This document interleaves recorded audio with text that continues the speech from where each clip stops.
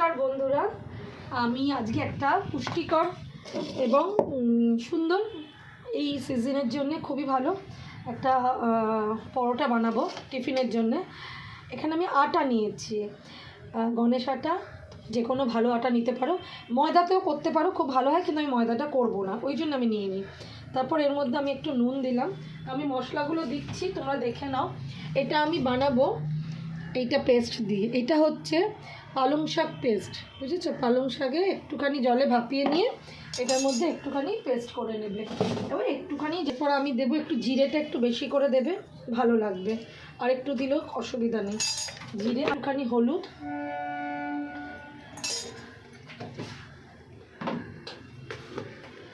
একটুখানি গুঁড়ো লঙ্কা টেস্টের জন্য আমি একটুখানি দিলাম, ভালো লাগবে, একটু ঝাল ঝাল হলে স্বাদ আসবে ভালো। তারপর আমি দেব, একটু দাঁড়াও বন্ধুরা দেখাচ্ছি, খুব একটুখানি একটু চিনি দেবে, এইটুকু টেস্টের জন্যে। কেউ যদি মনে করো গুঁড়ো সুগার ফ্রিও দিতে পারো, আমার কাছে আছে, আমি চিনিটাই দিলাম, ওইটুকুতে কিছু হয় না।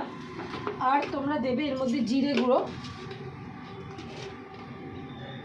জিরে গুঁড়োটা একটু দেবো, দাঁড়াও, জিরে গুঁড়ো, দাঁড়াও বন্ধুরা, এখনও মশলা শেষ হয়নি।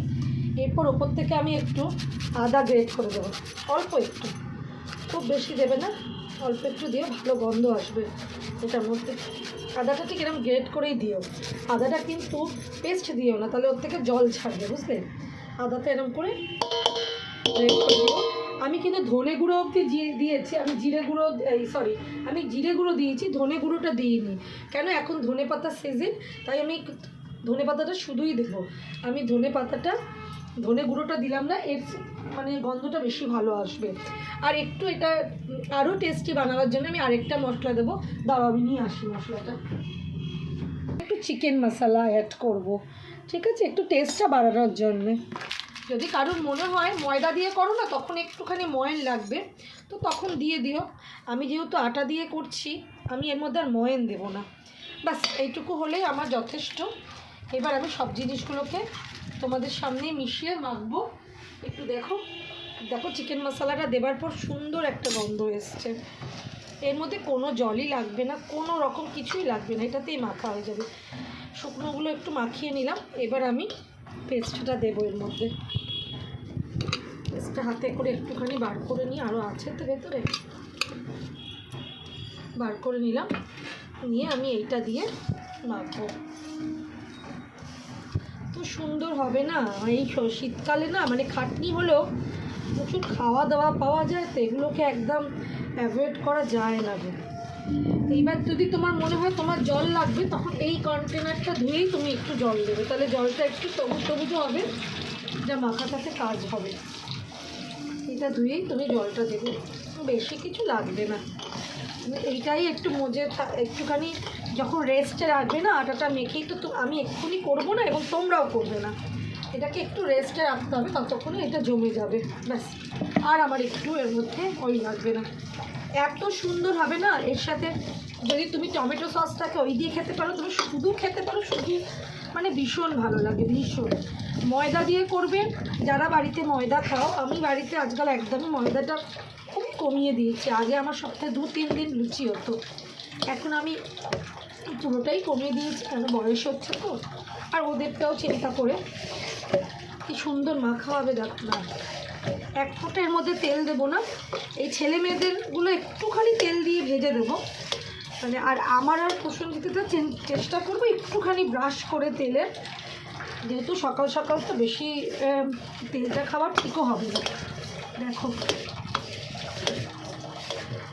এটা এখন একটুখানি থাকবে রেস্টি, একটু দোলে মুছে মেখে নেবে, পুরোটা মাখিয়ে নিলাম।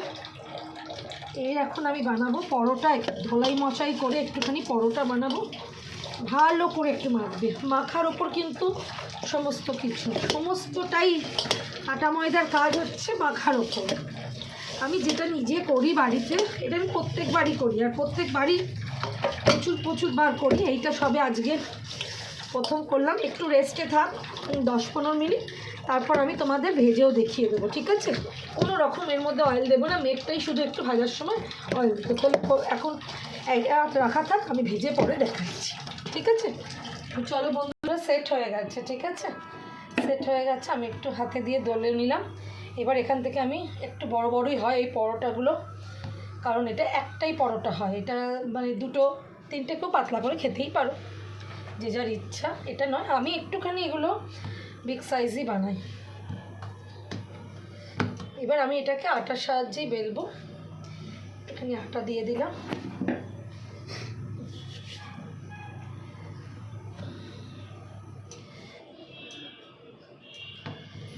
একবার করো বাড়িতে, খুব ভালো লাগবে খেতে। আমি প্রত্যেকবার বানাই। এই শীতকালে শুধু পরোটার ব্যাপার, আটা দিয়েই খাবে। সময় যে আমাদের এ দিয়ে খেতে হবে, এই ময়দা দিয়ে, এর কোনো মানে নেই। বাড়ির বাচ্চাদেরকেও আটা দিয়েই দেবে, ভালোই লাগবে খেতে, পুষ্টিকর বটে সাথে। হয়ে গেল। আমি একটু চাটুতে তেল দিয়েছি, একটু এবার ছেলে মেয়েদের ভাজছি তো, একটু তেল দিলাম। আর আমি এটাকে ওর মধ্যে দেব। এবার আমি পুরো জুড়ে পরোটা, দেখো প্যান্টার সাইজেরই পরোটাটার সাইজ হয়ে গেছে, পরোটাটার সাইজ হয়ে গেছে। মাখাটা থাক, নেক্সট জন যখন খাবে তখন বানাবো। মাখাটাকে আমি একটুখানি ঢাকা দিয়ে এরম করে একটা পিরামিড বানাচ্ছি, দেখলো? এরম করে একটুখানি হাত দিয়ে একটু পিরামিড মতন বানিয়ে এটাকে তোমরা একটা কাজ করবে বাড়িতে, আটা সবসময় ঢাকা দিয়ে রাখবে। এটাকে পিরামিড বানিয়ে এর মধ্যে আমি এটা ঢাকা দিয়ে রেখে দিলাম। এবার এটা রাখা থাক, পরে আমি আর বাবা খাবো তো পরপর, তখন বেলা হবে। আর এই পরোটাটা এখন ওতে একটু সময় নেবে, বড় পরোটা তো।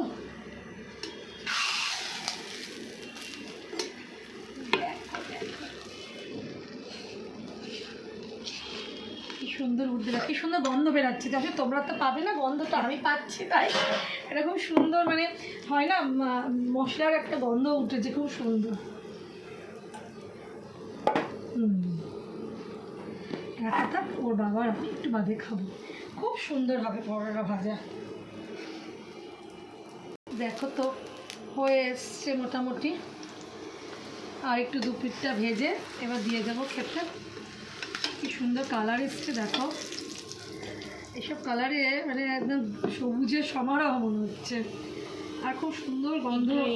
হ্যাঁ, গ্রিন, খুব সুন্দর একটা কালার এসছে পরোটাটার। হয়ে গেছে ভাজা, আর এক্ষুনি ভেজে এইভাবে করো বন্ধুরা, যে যেখান থেকে দেখছো এই ভিডিওটা আমি ছাড়ছি এখন, এইভাবে একটু বাড়িতে পরোটা করো এবং বাচ্চাদের টিফিনেও দিও। একটু করে রেখে দিতে পারো ফ্রিজে, ফ্রিজে রেখে দিলে কি হবে, তোমাকে সকালবেলা উঠে আর করতে হবে না, একদম বেলে এর সাথে সস দিয়ে একটা মিষ্টি দিয়ে দিলে ঝামেলা শেষ। টিফিনে, বড়ের অফিসে টিফিনেও দিতে পারবে। এরকম বড় একটা পরোটা, একটু স্যালাড কেটে দিলে, তেল দেবে না এতটা, একদম শুধু ব্রাশ করে।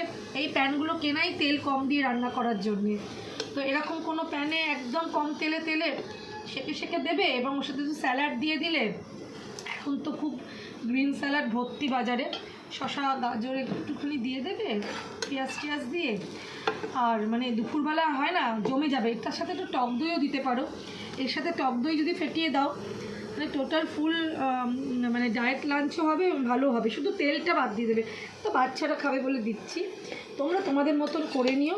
আমার কথাগুলো আমি সব বলে দিলাম, তো হয়ে গেছে। এবার মেয়েকে তুলে আমি 4 পিস করে দিয়ে দেবো। সামনেও দাঁড়িয়ে আছে, ওকে আগে দিই, আর পরেরগুলো পরে। দেখো কি সুন্দর পরোটা, শীতকালের সকাল, এরকম ঠান্ডা ওয়েদার, তার মধ্যে একটা এরকম পরোটা যদি হয়, তার সাথে যদি টক দই মশলা দিয়ে দাও, তাহলে আর লাগে কিছু। রাতের দিকে তাকাতেই তো আমার ইচ্ছা করে না। আমার তো শীতকালে শুধু মনে হয় কখন আমি একটুখানি আটার জিনিস খাবো। ময়দা তো আগে ভাবতাম, এখন ভাবি না। তাই দেখো হয়ে গেল আমার রেডি। এবার আমি ইন্ডাকশানটা অফ করে আমি দিয়ে দেবো।